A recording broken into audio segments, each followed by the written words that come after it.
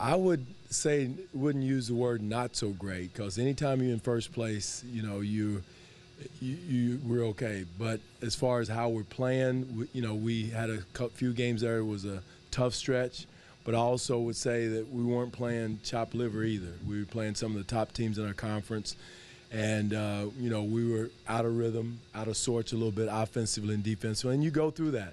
And I would say that's probably the only time of the year that we haven't played with a type of rhythm offensively and defensively. But I wouldn't say we're not great, not that we were playing bad. It's just a rhythm thing, and guys were playing hard. They were competing. It was just some attention to detail things that we weren't doing, but the world wasn't coming to an end. I wouldn't characterize it in that way. But again, that's a good thing about the NBA season. There's always a chance to bounce back, and I thought we did against Boston in a big way. And another chance tonight, and we want to do that in these next 4 games going into the playoffs. What's the biggest difference between this team going into the playoffs this year and last year? The question he just mentioned earlier, going in with a rhythm. I thought last year we had an easier schedule going into the playoffs. Some teams that weren't in the playoffs kind of packing their bags already, and I thought we got a little overconfident in how we were playing, even though we were winning and without Kyle at that time. We were trying to get a rhythm without him going into the playoffs, and then all at once he comes back and it's a new team. So that's the difference. We got our whole complement, knock on wood, of our players healthy. And, again, I think we have a level of confidence by being together, for another couple of years together, surge for a full season. So that confidence level it is a huge difference in our team. You're going to go through like 57 wins probably sometime in the next 4. The journey from 22 wins with DeMar to here, did you ever say maybe this doesn't work? How did you maintain this whole building approach? There's a time when we were almost trading players, the entire team, with Patrick and getting those guys from Sacramento. You say, whoa, what is this going to be like?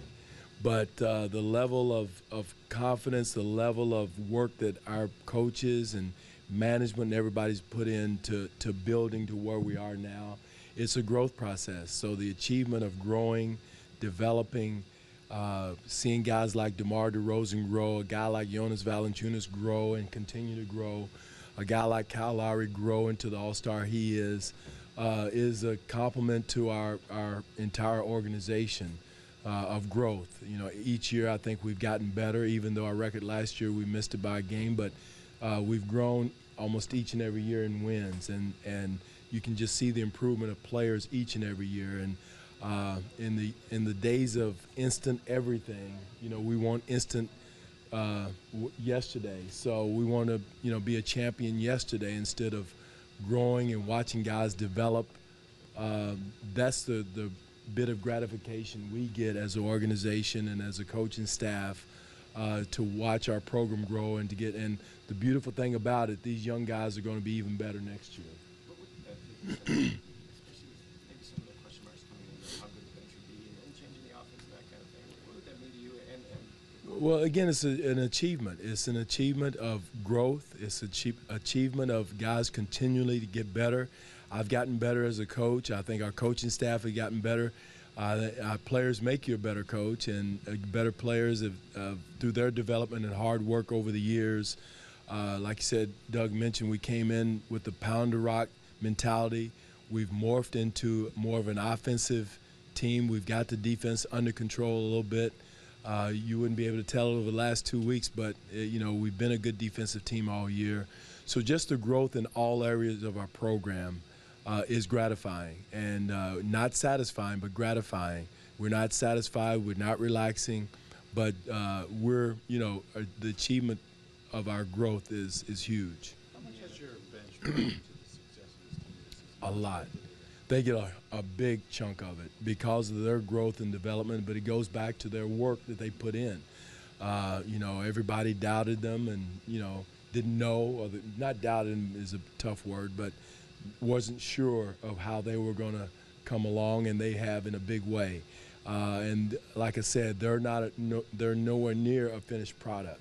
And the guys like Fred VanVleet, the guys like DeLon Wright, guys like Jakob Poeltl, Pascal Siakam, their growth chart is all, out of this world, and the fact that they can be very, very good. So they have been a big part of our growth and success and our achievement this year.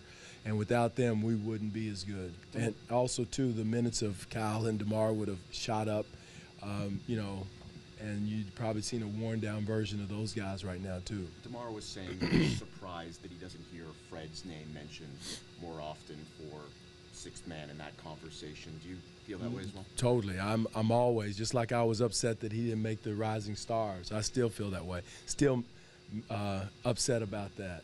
So, no, Fred VanVleet is one of the great stories in our league. The young man, and I'm probably being his agent right now a little bit. Masai probably won't like that, but his story is unbelievable. To go from undrafted, nobody else wanted, but from his standpoint, he picked a spot that he saw he could come and make a difference. He chose us. He had other offers, and our management had the foresight to see this young man had something we're looking for, that toughness. Like I've always said, I see a young Kyle Lowry in Fred VanVleet as far as his level of play, his toughness, his basketball IQ is all. And so he should be, his second year in the league and leading the team at the top of the conference, putting up the numbers he's putting up to help us win should be in a lot of conversations. You mentioned Kyle and DeMar a lot more rest because of the minutes that the bench was able to eat up this season. Just talk about, is that going to be a difference for this team in the playoffs this year? Well, I would say that's one part of the recipe. The other part are the young players, being the trust that they have in them coming into a game, the trust they have into someone else making a play, and not feeling the weight of the world that if I don't score, we're not going to score. And I just see the trust level in DeMar and Kyle and all the players and the young players and the respect they're getting across the league by other teams bringing their starters back, breaking up their rotations and bringing starters back to play against them. That is a level of respect. And so I think that's the difference of this year. And that part of it will be the freshness of all of our guys other than Kyle and DeMar. You got Jonas hasn't played huge minutes. Serge, all of our guys, because of the second unit, has been able to cut their minutes back and not have the heavy usage rate on their bodies as we've had in the past. Is that respect that you talked about Kyle and DeMar having for these other guys and the confidence in those other guys, is that part of the culture change that Masai Ujiri talked about? No, the culture change is about our whole organization. It's just not about offense and defense. Believe me, when he mentioned that, it was about all of us, everything we do, whether it's scouting, training, how we went about our day in the front office. So it's including in that. But the basketball changes we had in our philosophy going into season, it's in our offense, defense. People made a lot about our offense. Our defense has changed as much as our offense.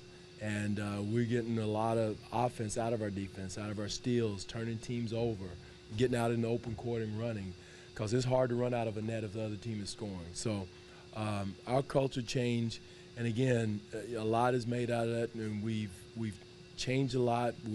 But most of all, we've kept our mind on what we're doing. We've been disciplined in what we're doing, been consistent, been boring in what we're doing. These guys have been here every day. You hear the same thing, and I know they're tired of it because I'm tired of saying it. But again, that's something to that too, because it's called consistency. See some eye rolls. I know. Coach, are you surprised at the success of the Pacers this season and how tough of a matchup? That's going to be a very tough matchup. I'm surprised and not surprised because, we knew how good Oladipo was. We knew how good Bogdanovich was. Sabonis was an up-and-coming player.